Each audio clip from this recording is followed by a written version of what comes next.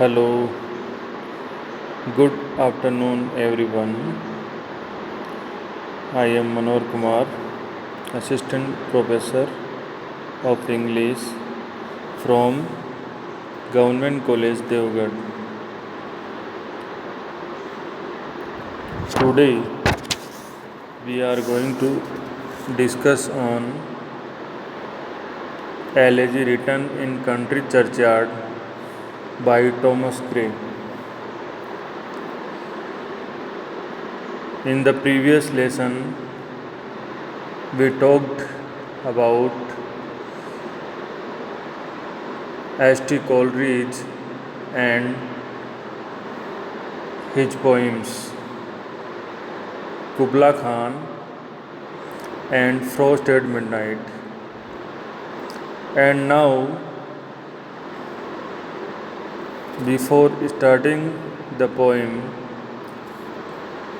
we will discuss on Thomas Gray. Who was Thomas Gray? Thomas Gray was the son of Philip Gray, born in Cornhill on December 26 in 1716. He was a delicate boy. He had a troubled childhood because of his father's harsh and at times violent treatment of his mother. Gray was sent to Eton in 1725 and was extremely happy there. His closest friends were Horace Walpole and Richard West at Eton College. The influence of Eton, with its beauty and its ancient traditions, remained with him throughout his life. In 1734, he became a scholar at Peterhouse, Cambridge, and left without taking a degree in 1738. His habits at the Eton were studious and reflective. Then, early in 1739, he set out with Walpole on a prolonged grand tour. They spent the remainder of that year in France and crossed the Alps in November.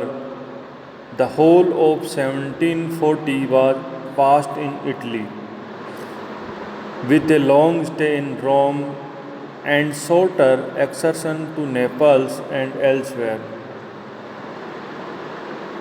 In 1741, on the way to Venice, so Gray travelled lots of countries during his young age.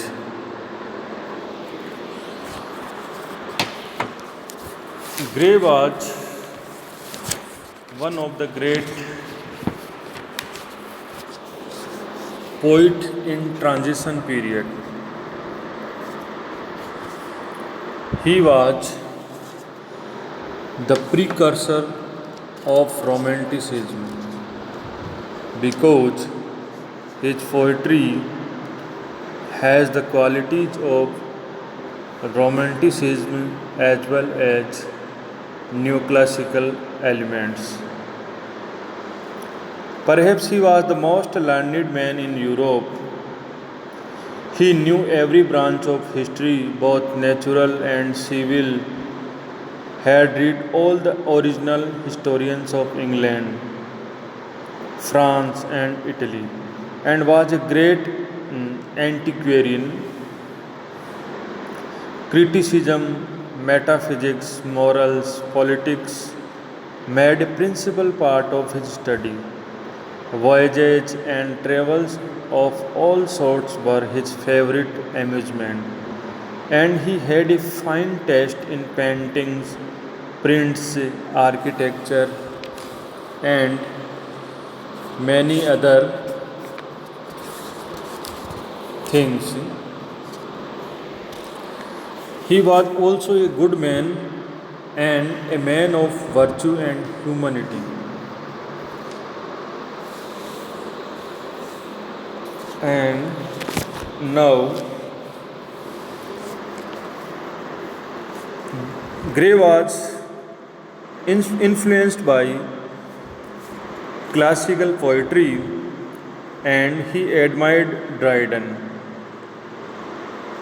He was a born poet who belonged to an age of prose. His love to nature and profound humanity anticipated the age of romance. He died in 1771. Coleridge's major works Ode to Spring, Sonnet on the Death of Richard West, Ode on a Distant Prospect of Eton College, Hymn to Adversity, Elegy written in a country churchyard, Ode on the Death of a Favorite Cat, The Progress of Poesy, a Pindaric Ode, The Bard, also a Pindaric Ode.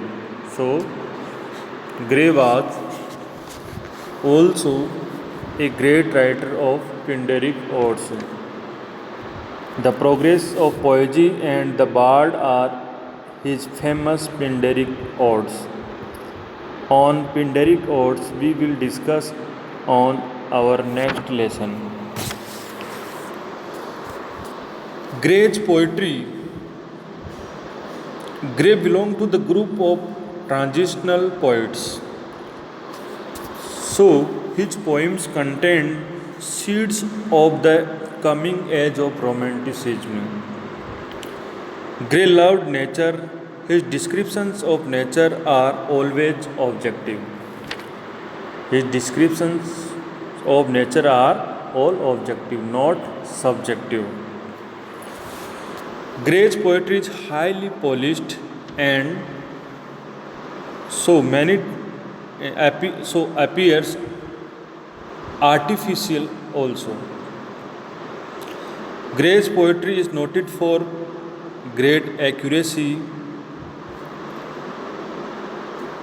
Gray's poetry has great musical quality and Gray's style has the dignity of Milton. His poetry has the defects of obscurity, excessive of personifications, allegory, and artificiality. So, his poetry falls into three periods. His early odes written about 1742, of which the best known are those on the spring and on a distant prospect of Eton College, have much of the moralizing tune of Augustan poetry. Though in their metrical form, in their sympathy with nature, and in their vague of dejection, they show a romantic influence at work. So, his early periods poetry has the qualities of romanticism as well as Augustan age. His second period from 1750 to 1757 includes the elegy written in a country churchyard and his two most ambitious odes, The Progress of Poesy and the Bard. The elegy, perhaps the most widely known and loved of English poems, is the finest flower of literature of melancholy. A large part of the charm of the elegy comes from the poet's personal, sensitive approach to his subject. Then, the elegy certainly belongs to the great second period. The two Pindaric odes belong to the third period. His third period was marked by an immense growth of romanticism in the progress of poesy and the bard, according to another view. So, Gray is the most accomplished craftsman of the transition period. He was the true pioneer of romanticism. He was the true precursor of the romanticism. Gray's special contribution to poetry lies in the fastidious accuracy of his natural descriptions. He was a scholar familiar with all the intellectual interests of his age, and these are some features of his poetry.